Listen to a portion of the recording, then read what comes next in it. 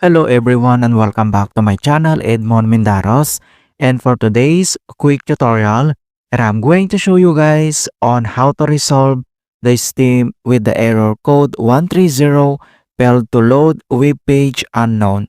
So typically indicates a problems with your internet connections, potentially by firewall settings, network restrictions, and issues with your router. Kung paano ba natin ito i-fix and without further ado, and let's go ahead. So the first solutions we will do is to adjust your proxy settings. Kung paano ba yan natin gawin, all you have to do is to press the Windows key plus letter R on your keyboard. So pagsabayin mo lang yan.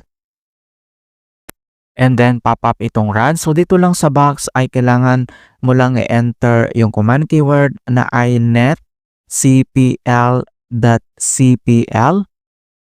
Okay, so just type the command keyword na inetcpl.cpl, that is one word, and itap mo lang dito yung OK. And dito sa internet properties, dito lang sa taas ay kailangan mo lang i-select dito yung connections tab. So i-click mo lang yan. And then dito sa connections tabs ay kailangan mo lang i-select dito sa baba yung local area network or yung LAN settings. So dito lang sa right side ay makikita mo dito yung LAN settings. So itap mo lang ito.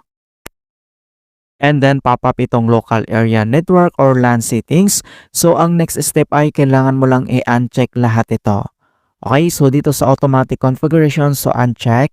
Use automatic configurations scripts, uncheck. And then dito sa proxy server, so uncheck mo lang yan. And then i-click mo lang dito yung okay. Alright, so after dito, and other solution na pwede natin gawin is to update the network adapter driver. Kung paano ba yan natin gawin, all you have to do is to open up on a search menu. And dito sa search for apps, so type mo lang dito yung device manager.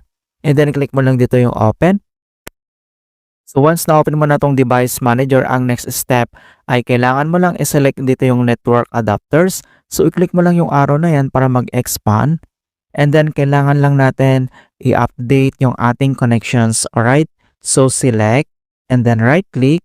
And then itap mo lang tong update driver. And then may dalawang option dito na pwede natin gawin, like search automatically for drivers or browse my computer. So itap mo lang tong search automatically. And then the best drivers for your device are already installed. Alright, so after dito, and the other solution na pwede natin gawin if the error still persists, so we will do the run the cmd ipconfig and flash DNS. Kung paano ba natin gawin, all you have to do is to open up again on a search menu. And dito sa search for apps, so type cmd or ito yung tinatawag na command prompt. And then kailangan mo lang mag-right click and select mo lang dito yung run as administrator. If you receive user account control, and itap mo lang dito yung yes. And once na-open mo na tong administrator command prompt, and then kailangan lang natin i-enter yung command keyword na ipconfig space // DNS. Alright, so just type the command keyword na ipconfig space // DNS, that is one word, and press mo lang yung enter. And then successfully flash the DNS resolver cache. And then next command keyword na kailangan mo lang i-enter ay type mo lang yung NATSH space wensack space reset. So just type the command keyword NATSH space wensack space reset and then press mo lang yung enter. And successfully reset the wensack catalog. And then kailangan mo lang mag-restart. So after dito, and then close cmd.